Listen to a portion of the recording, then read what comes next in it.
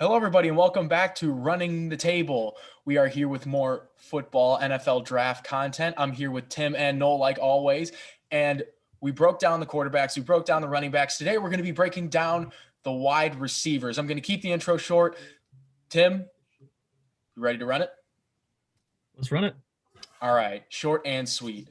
So the first receiver we have on the board is LSU's Jamar Chase. And what can we say about Jamar Chase other than he plays with extreme physicality and he is just a monster contested catch-wise. He goes up and he gets those tough balls. And when he comes down with them, and if he's still on his feet, he can make insane runs after the catch too. What really strikes me about Jamar Chase is he's just a beast. He's so versatile, and he can really do anything at the next level. He is truly a special talent and at the top of my board in terms of wide receivers. Yeah, absolutely. I mean, he's a certified ball hawk. You put the ball in the air, it doesn't have to be a perfect ball. He's going to go find it. A lot of times he's going to go get it. He's got great hands for his size. He's also got speed with that frame. And like you said, his versatility is going to be his biggest key at the next level.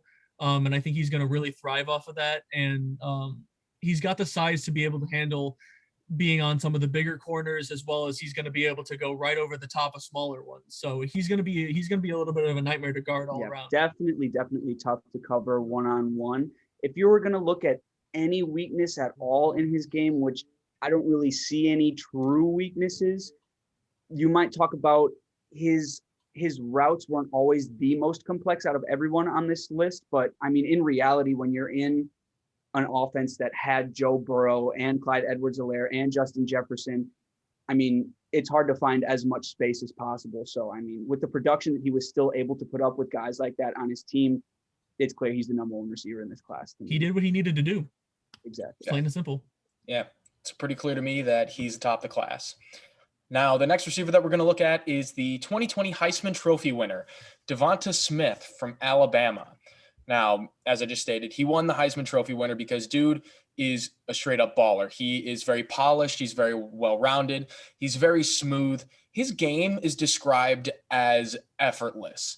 He is a good athlete. He has some speed. He has the hands, really well-rounded. Now, the one thing that's a kind of a red flag is his size. And Noel, I understand you have some qualms with this, but not too many to affect his draft stock.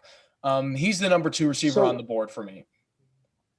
In terms of size, you always hear that about guys coming into the NFL, about how much their size is going to affect them. I don't really take that into consideration as much. However, if we look at the past 10 years, receivers that fit his frame as close as possible, there's really only 4. You have Tavon Austin, Paul Richardson, Marquise Brown, and I believe it was D.D. Westbrook. And you can tell from those 4 names, there isn't a lot of NFL production there, but I think that Devonta Smith, his quickness, his ability to break tackles, even with his size due to his agility, I really like Devonta Smith in this draft. Yeah, I mean, dude's really elusive. I mean, you look at the college football playoff. I mean, he tore guys up. And quite frankly, I mean, I think there was one play in Ohio State game. I think they had a linebacker on him. I mean, he'll torch anybody. But if you put somebody that has that big of a gap, like speed-wise and athleticism-wise on him, he's just going to toy with him. So especially depending on what team drafts him, if a team that drafts him uses him as like a number 2 or number 3 wide receiver talent, I mean, he's going to be able to attack some of these guys. But obviously the big issue is going to be his physicality. What kind of situation is he going to be in? Obviously, they're going to have to try to use him on some of those more elusive, less physical routes that he can get the ball in and get into space. Because if he gets into space, he's going to be tough to bring down because, like I said, his elusiveness is just off the charts. He's so sneaky. So that's going to be his biggest strength in the league is going to be keeping away from guys. I mean, in terms of physicality, like his size, it hasn't really affected him yet. It's not terrible. It's not like he's tiny. He's just kind of slight. He's kind of. I would say that he's tiny. I mean, he weighs basically 170. He's 6 foot. I mean, you've seen those pictures. Dude is obviously very toned, but he looks like a twig out there. It hasn't affected him that much, considering he just won the Heisman. But I'm not sure. The game is quicker. The game is more physical. I'm a little bit worried about his durability. It could go both ways. I mean, we could be really surprised in both directions by his performance. So Sure. he'll be an interesting one to watch where he goes, draft position wise as well as team wise. Mm-hmm. So I think the next receiver we'll take a look at is Devonta Smith's teammate, Jalen Waddle.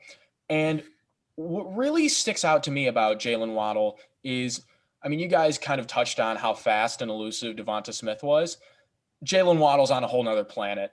Explosive speed, explosive quickness, both long speed and short speed, efficient cuts, angle breaking. He has elite athleticism. He has elite ability to play through contact. He has a smooth release with pretty good foot speed. The only thing that was a question mark for me is he was banged up most of 2020, but I don't think those are injuries that'll really affect him too much at the next level. So I think as far as like comparing him, Chase, and Smith, it's a really interchangeable 1, 2, 3. Jalen Waddle's right up there with the top two. Yeah, it really all depends on what you prefer in a wide receiver, what you're looking for as a team, where you would place those guys in the top three. But when I think Jalen Waddle, I think toughness and I think raw speed, because we talk about like the combination for Devonta Smith, that elusiveness with his speed and the way he uses that.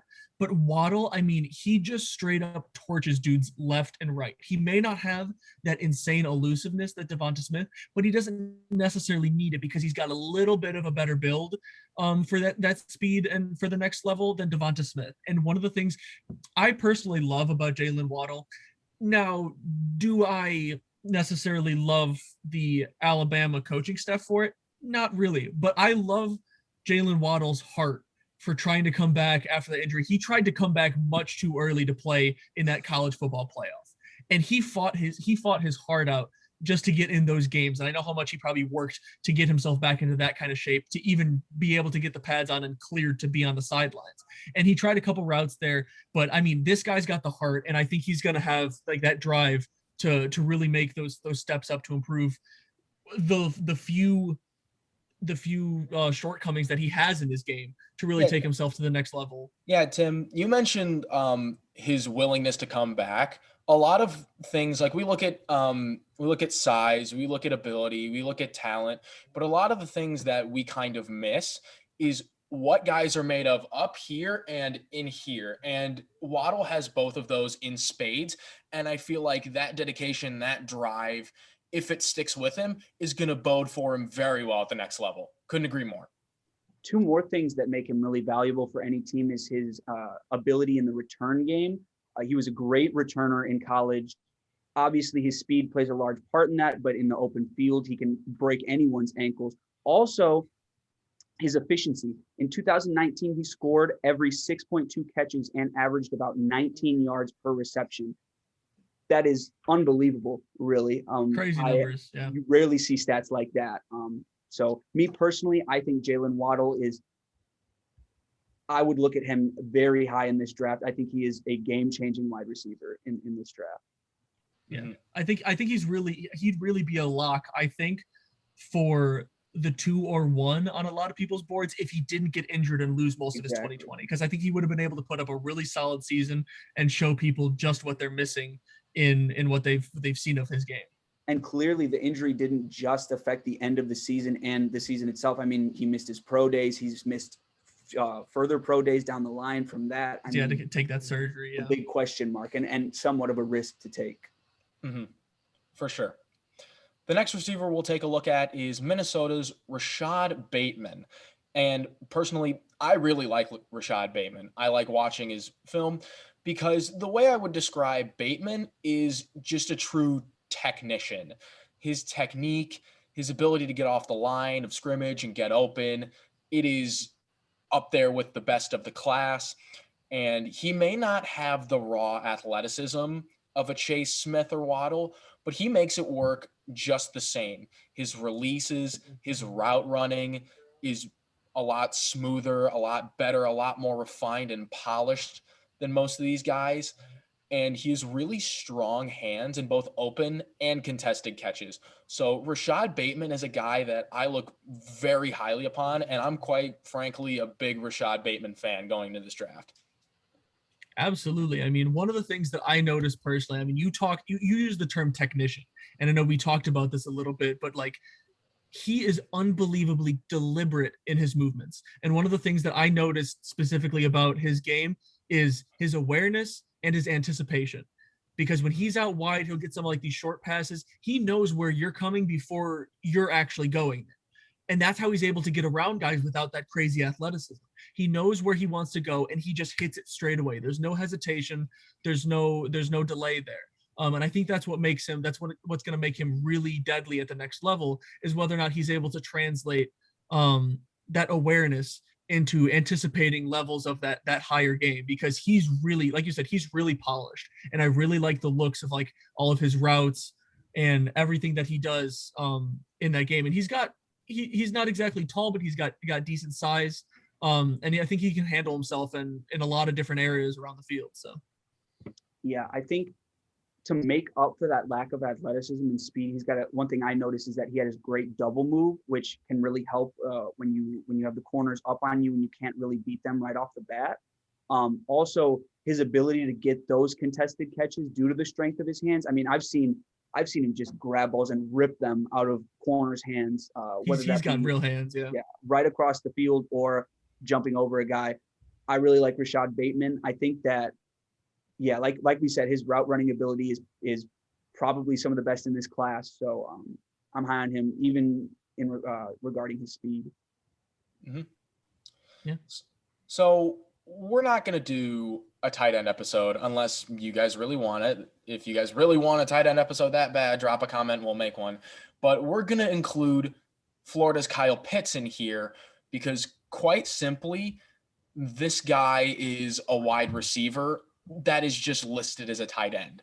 I mean, he has the size of a tight end. He's 6'6", 245, but his skill set, I could go on He's and so on about scary, Kyle dude. Pitts. He is a scary man. Frightening. He is essentially a wide receiver that is listed as a tight end. He's a blue chip prospect. Quite frankly, he is a unicorn. He has physical traits that are rare, even for the most elite athletes. He's got the biggest wingspan of any wide receiver or tight end in the last 20 years. And at 6'6", 245, his 40 time is a 4.44. That is lightning for that size. You can line him in the slot. You can line him out wide. He has phenomenal route running. He has arguably the best hands in this class. And if he was listed as a wide receiver, I would put him number one. I would put him right up at the top of the class. Kyle Pitts is that good. I mean, this dude is the real deal. Like you said, if he's a wide receiver, I have no choice but to put him number one, just because of how unique and how special he is. Because you combine that speed with that size, he's already deadly. And then you look at the hands on the guy. I mean, this guy snatches everything. You put it in his area and it's his. I know we've talked about, I'm not a Kyle Trask hater, but he's certainly not one of the top quarterbacks in the college football world in this past year. So he didn't have a lot of great balls coming this way, but his readjustment and his ability to just go up over the top of people was incredible. And you talk about his size. I mean, he can handle himself with linebackers on him, with safeties on him, with corners on him because of his speed. I know any way you want, it's a matchup nightmare. Absolutely. And I know we talked about the one shortcoming, if you want to list him as a tight end, may be like his run blocking or pass blocking as a tight end. He wouldn't be the most monster pass blocking tight end. But if you put him out wide, that's one hell of a wide receiver. That's one hell of a wide receiver in the blocking category. So I mean, there's really nothing that you can dislike about this guy, which is why if he's a wide receiver, he's top of the board, no doubt about it. I think it's so funny. Like you look and throughout this past college football season, Kyle Trask was on those Heisman boards, on the Heisman. Yeah, he was at the beginning, and it was like Kyle Pitts single-handedly put him there. Single-handedly. Absolutely, without a doubt. He put him on his back, and he just dragged him into the conversation. Yeah, I mean, you look at him; it's like Megatron, really, in tight end form. Well, that's the comparison that's been going around all over Twitter. after just seeing highlights and highlights of Kyle Pitts. Is he the next Calvin Johnson? And it's a little early to be comparing him to a first ballot Hall of Fame wide receiver, but the comparisons are there. Yeah. In terms of physicality, like how they're physically built and the way they play their games. Is it really that far-fetched? Well, and think about it this way. We've seen look at the guy who just came into the NFL with a similar build. You take DK Metcalf. Now take DK Metcalf and give him better hands with less drops than he does have. Look how dominant DK was this past season. Like, take away some of those drops and more catches throughout. What, Drew? All right. I mean, really, Drew, you can't argue with the numbers, because one of the things I will. Okay, dominant. The one Not thing the I word will say, I'd use, but your he's point a number. is made. He's almost essentially a number 2 wide receiver on that team with those numbers. If you give DK Metcalf a number 1 wide receiver role with that quarterback, I mean, if he's force fed the ball more than he was, that's why I would agree with him in that category. But I mean, you look at this, like, point made. Dominating is not the word I'd use. But go on. Here's not the really thing. sure how you could say that, but okay. I would say he dominated his situation. But you bring it back to these two guys, talking about specifically Megatron and Pitts. You've got the length. I mean, the length is absolutely there. The biggest difference that I see between Pitts and Metcalf coming into the league is the hands difference is incredible. And that's one of the things, like, you think is like, okay, well, Pitts has the hands, but Metcalf has the speed.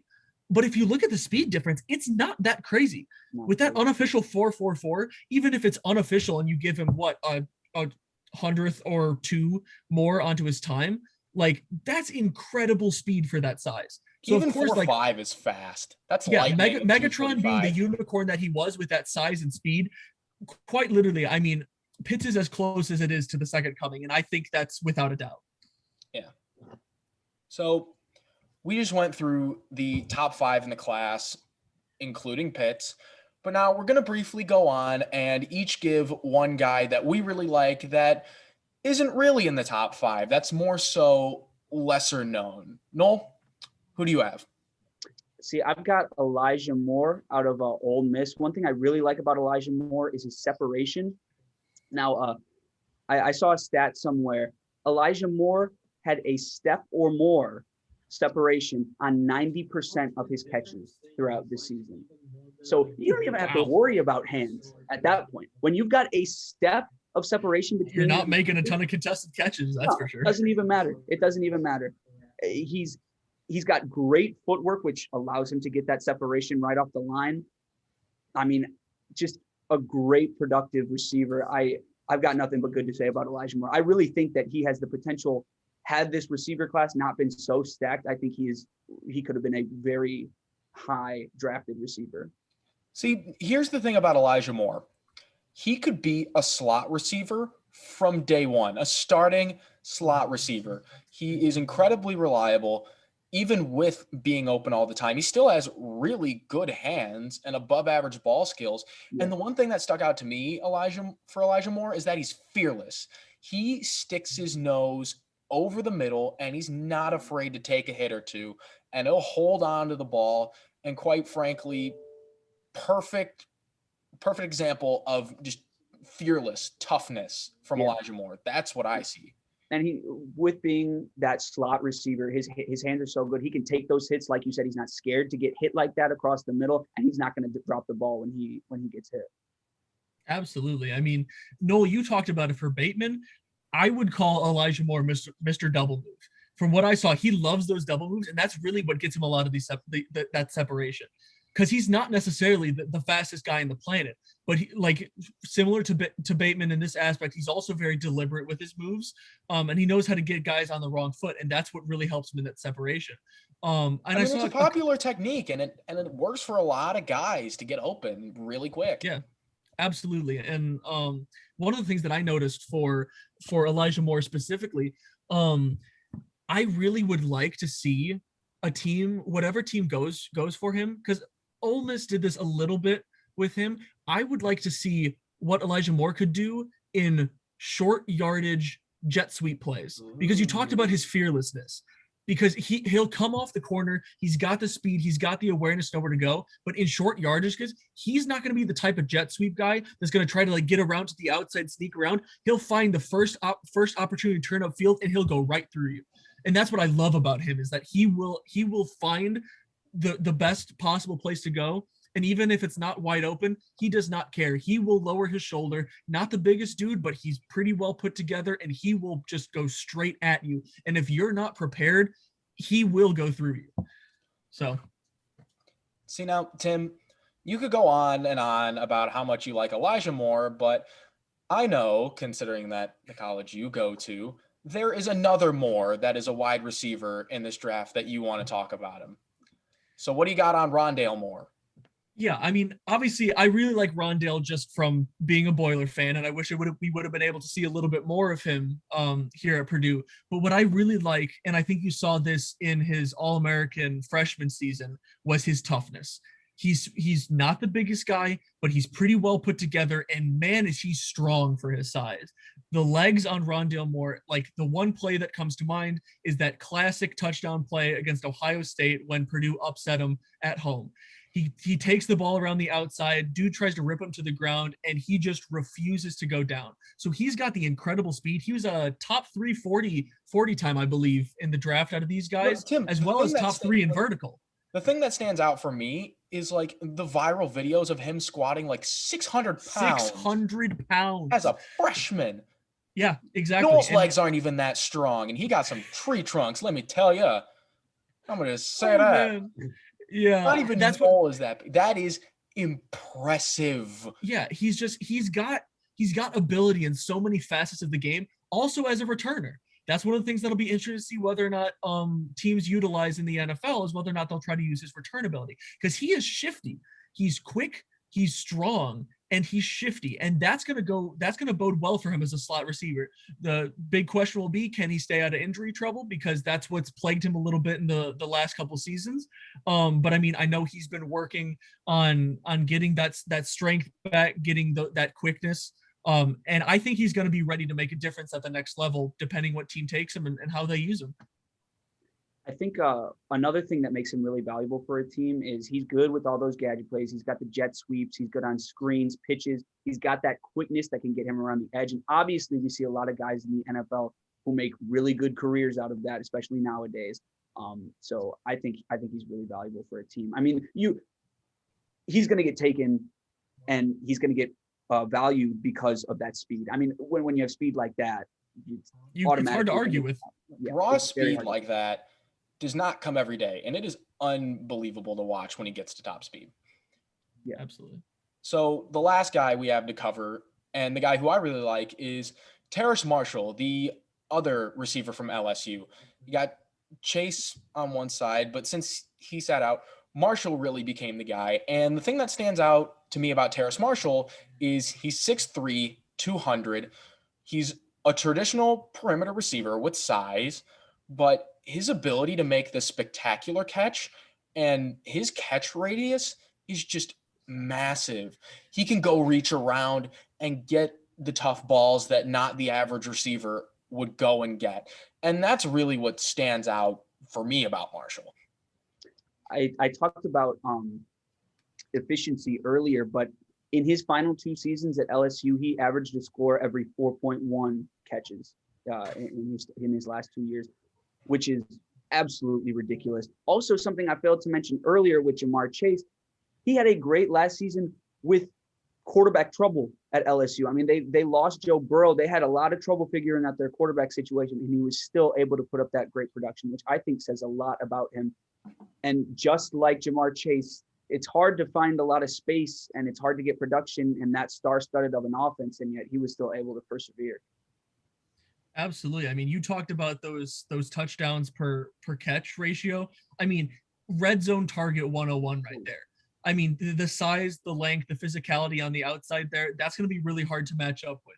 Because in the NFL, you got a lot of teams have pretty solid tight ends, which I know tight ends are a pretty popular target in the red zone because of their size. But if you can match up him on the outside with guys with size at the inside on the tight end position, it's going to be hard to find defenses that have the ability to guard all around. And I feel like he's going to be the odd one out on how do you guard that while being prepared for everything else. So I feel like he could really make his money in the NFL on the outside using his size, one-on-one balls, vertical routes, just going over the top of guys, because he may not necessarily be quite the ball hawk that Jamar Chase was, but I mean, he really has the ability to go up and get balls. If you put it in his area, he's got the size, and he's got like that great center of gravity that you're not going to really bump him off his zone there. He's going to get to where he wants to go. And if you're not in that just better position to get to the ball first, he's going to go right over the top of you. Mm-hmm. Another thing that makes him such a great red zone threat is that initial footwork right off the line. I mean, he's going to beat you right off the bat. And then even if you catch up to him with a bad throw, potentially, he'll just catch it right over you. Every adjustment. Yeah. So I think that'll just about do it. We only ran through 7 receivers plus Pitts, but I just want to say that this receiver class is loaded. There is a bunch of talent within the first 4 rounds. And although we only have so much time and we couldn't get to them all, trust me, this class is 100% loaded. But yeah, if you want more content from Running the Table, we got our NFL mock draft. We have quarterbacks. We have running backs that we broke down. We're going to be doing cornerbacks next. So stay tuned. We got a lot planned. Can't wait to bring it to you. And until next time, we out.